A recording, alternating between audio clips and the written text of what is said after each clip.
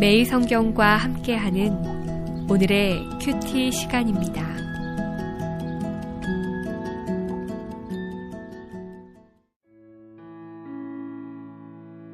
(11월 19일) 오늘의 말씀은 여호수아 5장 1절에서 12절까지의 말씀입니다.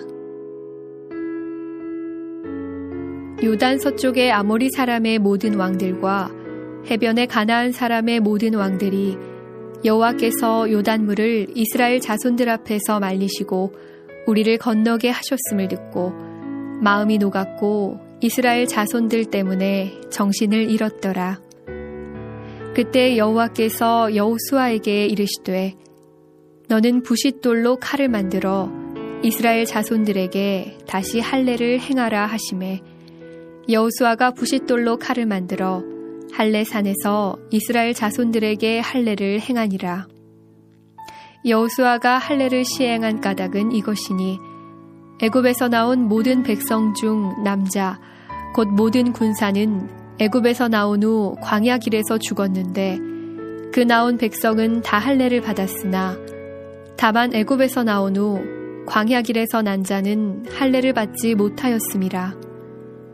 이스라엘 자손들이 여호와의 음성을 청종하지 아니하므로 여호와께서 그들에게 대하여 맹세하사 그들의 조상들에게 맹세하여 우리에게 주리라고 하신 땅 곧 젖과 꿀이 흐르는 땅을 그들이 보지 못하게 하리라 하시매 애굽에서 나온 족속 곧 군사들이 다 멸절하기까지 40년 동안을 광야에서 헤매었더니 그들의 대를 잇게 하신 이 자손에게 여호수아가 할례를 행하였으니 길에서는 그들에게 할례를 행하지 못하였으므로 할례 없는 자가 되었음이었더라.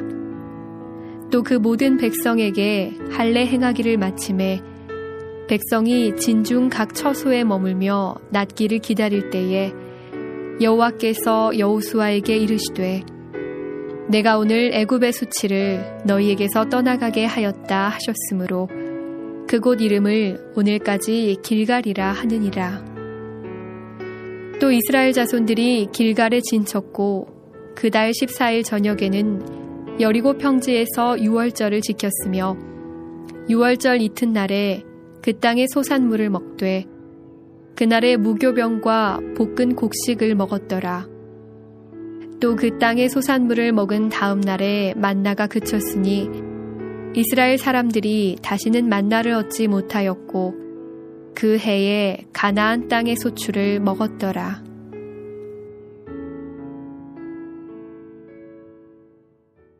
사랑하는 성도 여러분, 11월 19일 화요일 아침입니다. 오늘도 자기 백성을 찾으시고 복주기 원하시는 하나님 앞에 겸손함과 진실함으로 나아가는 여러분들이 되시기를 바랍니다.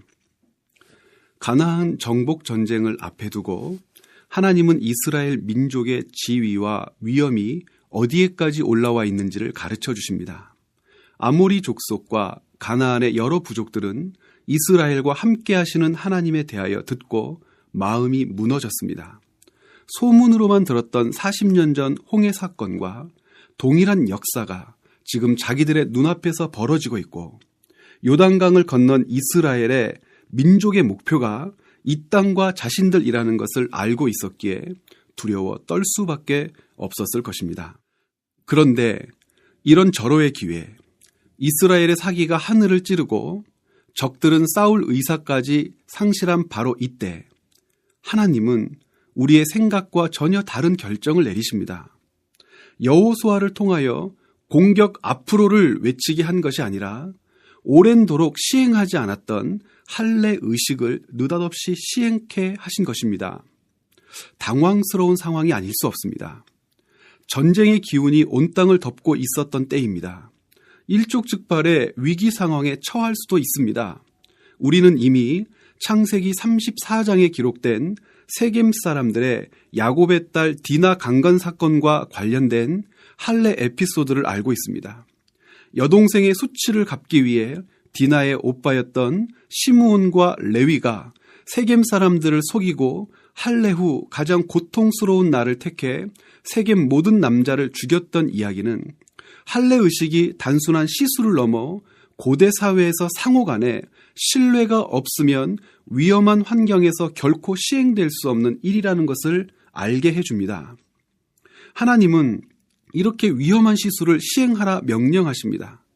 아마도 오늘 말씀 5장 10절부터 기록된 유월절 의식에 참여하게 하기 위함이었던 것으로 여겨집니다.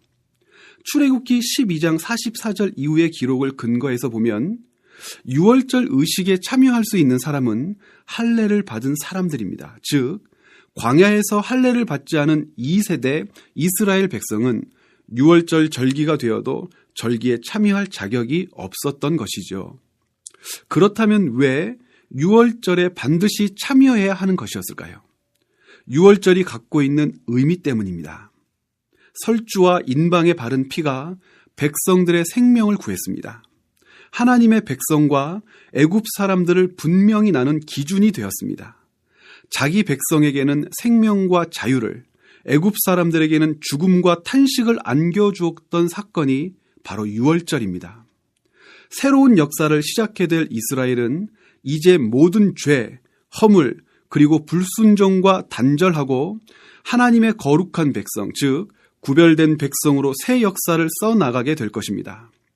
눈앞에 자기 판단과 하나님의 명령 앞에 그들이 취해야 할 행동은 두말할 나위 없이 자기 생각, 판단, 계획을 내려놓고 하나님의 명령에 순종하는 것일 것입니다.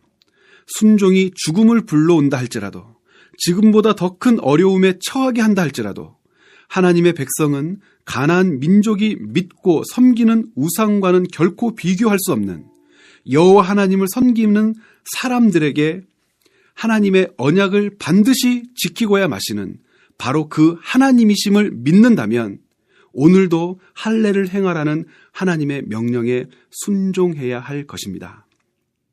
그 하나님의 엄위하심과 능력을 만방에 알리며 전진할 백성이라면 위험과 죽음을 눈앞에 두었다 할지라도 온전한 순종을 보여야 하는 것은 너무나 당연한 것이겠죠.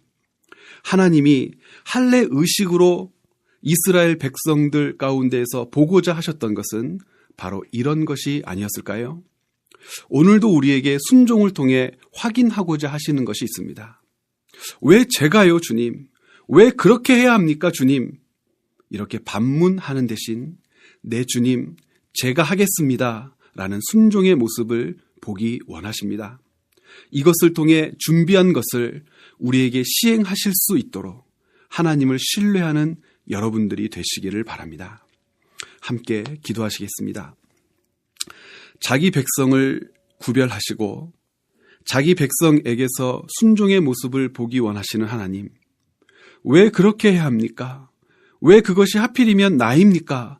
반문하기 전에 그렇게 하겠습니다, 곧 하겠습니다 라고 고백하고 시행하는 믿음의 사람들이 되게 하여 주옵소서. 예수 그리스도의 이름으로 기도드렸습니다. 아멘.